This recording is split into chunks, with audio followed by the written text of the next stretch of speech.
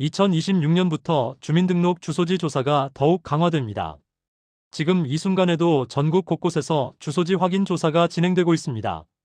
단 며칠 늦었다는 이유만으로 과태료 50만 원을 내신 분들이 실제로 계십니다. 더 무서운 건 그 다음입니다. 주소가 실제와 다르면 건강보험 혜택이 끊기고 기초연금 지급이 중단되고 심지어 투표권까지 막힐 수 있습니다. 특히 전세 거주자는 확정일자를 받지 않으면 보증금을 잃을 수 있으니 각별히 주의해야 합니다. 평생 성실하게 사셨는데 주소 하나 때문에 이 모든 권리를 잃으신다면 얼마나 억울하시겠습니까? 오늘 영상 끝까지 보시면 전입신고를 왜 14일 안에 해야 하는지, 만약 못했을 때 어떤 불이익이 생기는지, 그리고 조사원이 방문했을 때 어떻게 대처해야 하는지, 또 억울하게 과태료를 물었을 때 구제받는 방법까지 모두 알 수 있습니다. 자, 지금 바로 시작하겠습니다. 잠시만요. 영상이 마음에 드셨다면 구독 버튼도 한번 부탁드립니다. 주민등록법 제16조를 보면 이사를 간 날로부터 14일 이내에 반드시 전입신고를 하라고 명시되어 있습니다. 왜 하필 14일일까요? 이유는 간단합니다. 14일은 국가가 여러분을 보호하기 위해 정해둔 골든타임입니다. 자, 그럼 전입신고를 못했을 때 어떤 일이 벌어지는지 구체적으로 말씀드리겠습니다. 처음에는 과태료부터 나옵니다. 14일을 넘기면 최소 1만 원에서 최대 5만 원까지 과태료가 부과됩니다. 에이, 5만 원? 그 정도야 뭐. 이렇게 생각하시는 분들 계실 겁니다. 그런데 문제는 여기서 끝나지 않습니다. 과태료를 내라는 고지서를 받고도 무시하시면 어떻게 될까요? 납부 기한을 하루만 넘겨도 가산금 3%가 붙습니다. 그 다음 달부터는 매달 1.2%씩 가산금이 계속 불어납니다. 최대 60개월 동안 말입니다. 처음에 만 원이었던 게 나중에는 원금의 몇 배가 될 수도 있습니다. 하지만 진짜 무서운 건 따로 있습니다. 국가에서 주소를 바로잡으라고 명령했는데도 고치지 않으면 과태료가 최대 50만 원까지 올라갑니다. 그리고 만약 거짓으로 신고한 사실이 드러나면 주민등록법 제37조에 따라 3년 이하의 징역 또는 3천만 원 이하의 벌금을 받을 수 있습니다. 이건 과태료가 아니라 형사처벌입니다. 전과 기록이 남는다는 얘기입니다. 실제로 자녀들의 학교 배정이나 아파트 청약 때문에 주소만 옮겨두고 실제로는 다른 곳에 사시는 분들이 계십니다. 이런 걸 위장전입이라고 하는데요. 요즘은 빅데이터로 다 잡아냅니다. 전기 사용량, 수도 사용량, 건강보험 이용 기록까지 연동해서 확인합니다. 1년 내내 전기도 안 쓰고 물도 안 쓰는데 사람이 산다고 신고되어 있으면 금방 들통나는 겁니다. 그리고 가장 억울한 상황은 이겁니다. 주소지가 불분명하면 거주불명자로 등록됩니다. 거주불명자가 되면 어떻게 될까요? 건강보험 혜택이 중단됩니다.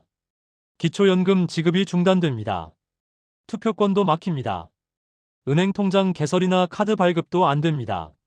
말 그대로 이 나라에서 투명인간이 되는 겁니다. 여러분, 작년인 2025년에 전국적으로 주민등록 사실조사가 대대적으로 이루어졌습니다.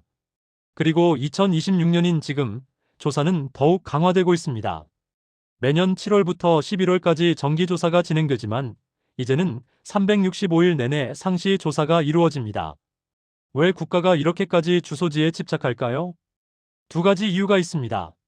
첫째, 공정한 복지 행정을 위해서입니다. 우리나라 복지 예산이 매년 수백조 원입니다. 이 돈이 정말 필요한 사람에게 가려면 그 사람이 어디 사는지 정확히 알아야 합니다. 실제로는 부유한 자녀 집에서 편히 사시면서 주소만 따로 빼놓고 독거노인 혜택을 받는 경우도 있습니다. 반대로 진짜 보호가 필요한데 주소지가 불분명해서 고독사 위기에 처한 분들도 있습니다. 둘째, 범죄와 부정행위를 차단하기 위해서입니다. 위장전입으로 학군을 속이거나 청약을 부정하게 받거나 세금을 회피하는 사례가 너무 많았습니다. 그래서 국가가 칼을 뽑은 겁니다. 그럼 조사는 어떻게 진행될까요? 요즘은 정부24 앱을 통해 비대면으로 조사에 응할 수 있습니다. 문자로 안내가 오면 앱에 들어가서 현재 거주 상황을 입력하시면 됩니다. 하지만 스마트폰이 익숙하지 않으신 분들은 어떻게 하실까요? 걱정하지 마십시오. 비대면 조사를 안 하시면 통장님이나 담당 공무원이 직접 집으로 방문합니다. 이건 잡으러 오는 게 아니라 확인하러 오는 겁니다. 조사원이 방문했을 때 집에 계시면 다행이지만 외출 중이시면 문 앞에 안내문을 남기고 갑니다. 그 안내문에 적힌 번호로 전화해서 나 언제 집에 있으니 그때 다시 와달라고 하시면 됩니다. 가장 위험한 건 조사를 피하는 겁니다. 문을 꽁꽁 닫고 응답을 안 하시면 국가 입장에서는 이 사람이 행방불명되었거나 위장전입자로 판단할 수밖에 없습니다. 그러면 앞서 말씀드린 무서운 불이익이 시작되는 겁니다. 자, 이제 가장 중요한 내용인 여러분이 지금 당장 실천하셔야 할 3가지를 정리해드리겠습니다. 첫째, 지금 당장 내 주민등록 주소지가 실제 사는 곳과 일치하는지 확인하십시오. 정부24 앱을 켜보시거나 가까운 주민센터에 가서 주민등록등본 한 장 떼보시면 됩니다. 1,000원도 안 듭니다. 주소가 틀려 있다면 이유 여하를 막론하고 오늘 당장 옮기십시오. 둘째, 이사를 가셨다면 짐 정리보다 전입신고가 먼저입니다. 14일이라는 시간은 생각보다 빨리 지나갑니다. 이사 당일 동사무소에 들러 전입신고와 확정일자를 받는 것을 새 집에서의 첫 번째 의식으로 삼으십시오. 그것이 내 보증금을 지키는 가장 강력한 방패입니다. 셋째, 국가의 연락을 피하지 마십시오. 우편함에 꽂힌 안내문, 휴대폰으로 온 정부 메시지를 꼼꼼히 보십시오. 모르면 자녀나 동사무소에 물어보십시오. 무지가 죄는 아니지만 무지의 결과는 여러분의 지갑과 건강을 갉아먹습니다. 혹시 억울하게 과태료를 물게 되셨나요? 포기하지 마십시오. 고지서를 받은 날로부터 60일 이내에 이의 신청을 하실 수 있습니다. 병원 입원 확인서나 출입국 사실증명서 같은 정당한 사유를 증명할 서류만 있으면 과태료를 면제받을 수 있습니다. 혼자 대응하기 힘드시면 대한법률구조공단 국번 없이 132번에 전화하십시오.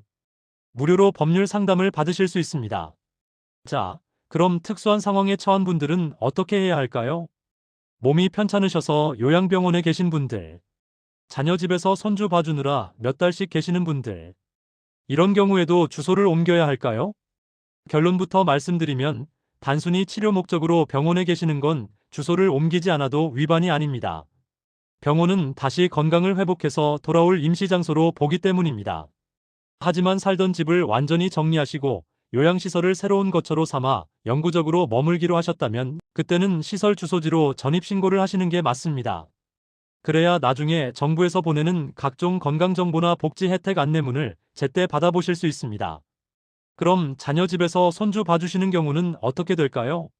법에서 말하는 거주지는 단순히 잠을 자는 곳이 아니라 생활의 뿌리가 어디 있느냐를 따집니다.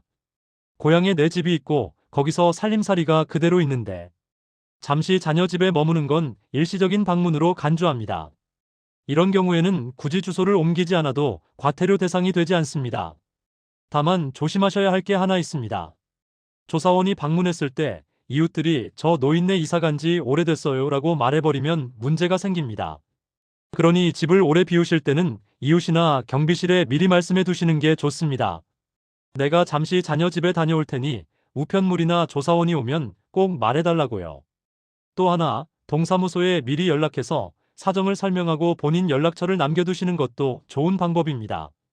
국가도 무조건 처벌하려는 게 아닙니다. 이 사람이 살아있는지 소통이 되는지를 확인하고 싶은 겁니다. 소통만 된다면 자녀 집에서 효도받으며 지내는 시간이 결코 불법의 시간이 되지 않습니다. 여러분, 주소는 단순한 숫자가 아닙니다. 그것은 국가가 여러분에게 보내는 존중의 주소이자 여러분이 국가에 요구하는 권리의 주소입니다. 평생 자식 뒷바라지하고 나라 일구느라 고생만 하시고 본인의 권리를 챙기는 데는 참 서투르셨잖아요. 이제는 그러지 마십시오. 오늘 우리가 나눈 전입신고 14일의 이야기는 여러분이 이 사회의 주인으로서 대접받기 위한 가장 기초적인 첫걸음입니다.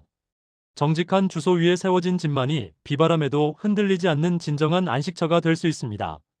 오늘 저녁에는 온 가족이 모여 서로의 주소지가 잘 되어 있는지 한번 확인해보는 시간을 가져보시면 어떨까요? 그것이 사랑하는 가족을 지키는 가장 쉬운 방법입니다. 오늘 영상이 도움이 되셨다면 구독 버튼 잊지 말고 부탁드립니다. 그리고 주변에 같은 고민을 가지신 친구분들이 계시면 오늘 이 영상을 꼭 공유해주세요. 잘못된 정보로 소중한 재산을 잃는 분들이 더 이상 없었으면 좋겠습니다. 다음 영상에서는 더 좋은 내용으로 찾아뵙도록 하겠습니다. 감사합니다.